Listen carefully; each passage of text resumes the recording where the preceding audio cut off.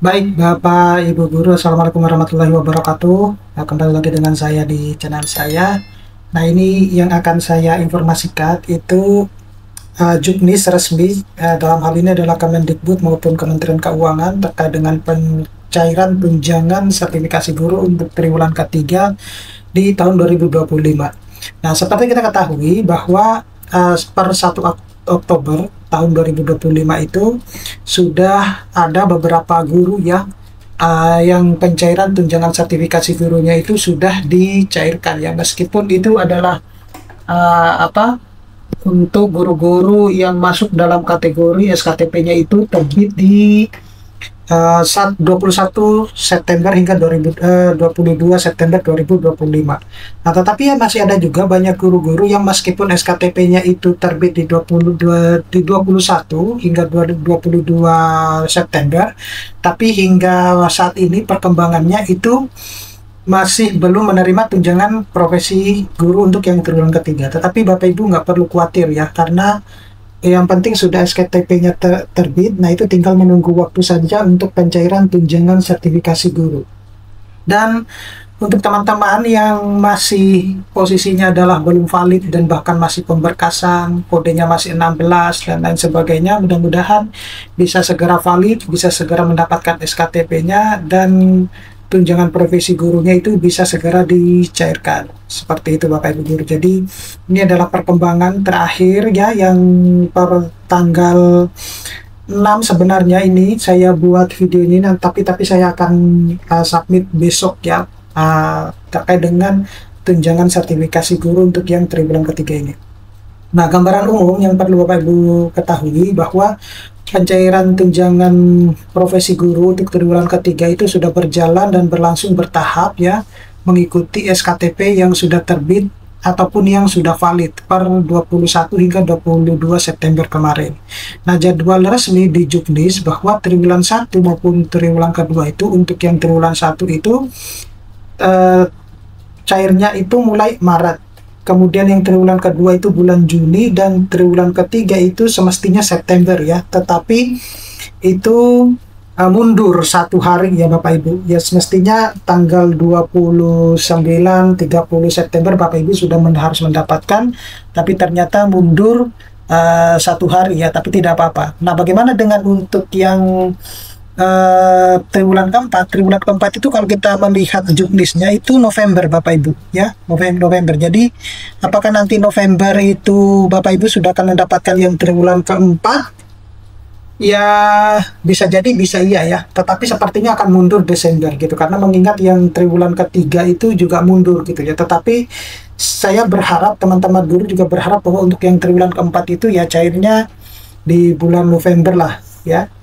Kemudian penyaluran untuk ASN daerah adalah Kementerian Keuangan, itu langsung ke rekening Bapak Ibu Guru. Sementara untuk penetapan atau validasi oleh Kemendikdasmen via Puslapdik dan sistem Simtun atau Simbar untuk non ASN ya, di bawah Kemendikbud Ristek. Nah, mekanisme ini mengacu ke Juknis masing-masing. Nah, banyak laporan di lapangan seperti misalnya Bangka Belitung, kemudian Jambi ya, kemudian Nganjuk dan sebagainya, itu menunjukkan dana sudah masuk ke rekening ya, sejalan dengan pola pencairan bertahap. Begitu cukup banyak SKTP yang diterbitkan di tanggal 21 hingga 22 September tersebut.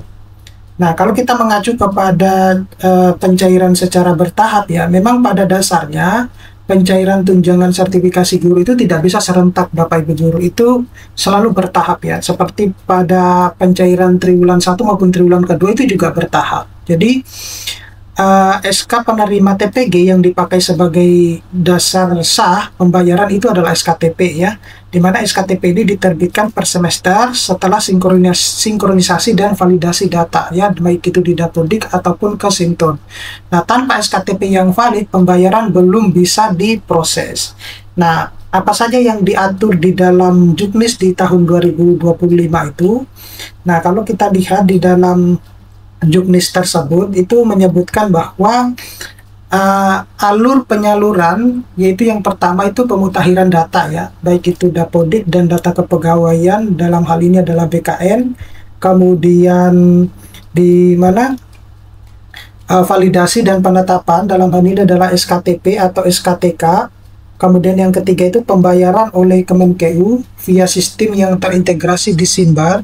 Baru informasi penyaluran bisa diakses daring di Info GTK. Dan terakhir itu adalah pelaporan realisasi. Nah, untuk jadwal yang triwulan ketiga ini, ya untuk yang triwulan ya, mulai bulan, kemudian Maret, kemudian Juni, September, dan November. Itu kalau sesuai dengan juknis ya. Tetapi khusus untuk yang triwulan ketiga, sekali lagi itu mundur 1 hari ya, Oktober. Nah, jadi baik TPG maupun tambahan penghasilan, ini menjelaskan mengapa triwulan ketiga itu mulai nampak cair sejak awal Oktober ya, di berbagai daerah, bukan di akhir September seperti yang disebutkan di dalam juknis untuk pencairan tunjangan profesi guru yang triwulan ketiga. Nah, ini poin validasi penting yang Bapak Ibu harus ketahui biar nanti Bapak Ibu guru itu bisa cair ya tunjangan profesi gurunya. Kalau tidak mengikuti poin-poin ini, maka Bapak Ibu harus mengalami kemunduran dalam pencairan tunjangan sertifikasi guru. Nah, di Info GTK itu sebenarnya sudah resmi ya, jendela resmi untuk melihat hasil verifikasi data, baik itu jam mengajar, status tunjangan, dan lain sebagainya. Dan progres penyaluran itu gunakan akun PTK ya, untuk cek dan koreksi data jika ada masalah. Nah, Dapodik dan BKN, guru wajib memastikan beban kerja, pangkat atau golongan, kemudian gaji pokok, dan status kepegawaian mutakhir dan konsisten agar lolos validasi. Nah, ini eksplisit tercantum pada langkah pemutakhiran di juknis. Nah, poin-poin pentingnya itu adalah ringkasan butir yang ditekankan di video seiring muncul dalam sosialisasi atau admin di Info GTK untuk mencegah status tidak valid. Nah, setiap siswa itu harus memiliki guru wali ya, khusus untuk SMP, SMA maupun SMK, dan semua guru itu diberi penugasan guru wali di Dapodik bila dipersyaratkan. Kemudian jam tatap muka minimum ya untuk guru dengan tugas tambahan utama yaitu lebih dari 12 jam tatap muka. Sedangkan guru dengan tugas tambahan itu seperti wali kelas, pembina, koordinator, proyek itu lebih dari 16 jam dan penugasan guru wali. Nah, kepala sekolah atau pengawas penugasan melalui aplikasi KSPS ya, dalam hal ini adalah SIM KSPS TK untuk memastikan penugasan tersebut sudah terekam. Baru guru BK itu tetap mendapat penugasan sebagai guru wali ya. Ini yang banyak juga dikeluhkan oleh para ibu guru BK ya. Kenapa kita harus menjadi guru wali lagi gitu. Nah, peran guru BK itu tidak seperti menjadi guru wali, tetapi kewajiban wali itu dapat ditetapkan oleh satuan pendidikan mulai Dapodik sesuai dengan kebijakan lokal. Kemudian jam di sekolah non-induk di semester ini tidak lagi diakui sebagai pemenuh beban kerja kecuali kasus khusus atas rekomendasi dinas. Nah, bahasa Inggris ke SD dan seni budaya ke SD, kurikulum merdeka itu dimungkinkan sesuai kebutuhan dan linearitas regulasi. Jadi pastikan perhitungan jam pelajaran terpenuhi dan ditata di Dapodik. Kemudian mata pelajaran coding itu menunggu regulasi linearitas.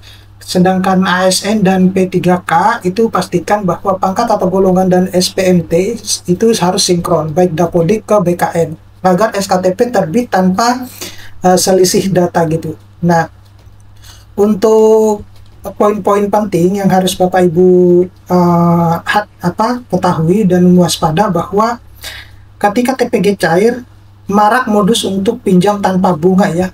Itu banyak sekali ya yang meminta KTP, rekam data, dan lain sebagainya. Dan diharapkan Bapak Ibu jangan sampai memberikan data pribadi di luar kanal resmi sekolah, dinas, ataupun Kemenkeu ataupun Kemendikbud Ristek ya. Tetapi banyak juga ya yang sampai di dinas-dinas itu minta yang mengatasnamakan dinas gitu ya. Oke, saya kira cukup sekian Bapak Ibu guru, mudah-mudahan ini bisa bermanfaat. Nanti kita akan ketemu pada video-video selanjutnya. Saya Assalamualaikum warahmatullahi wabarakatuh.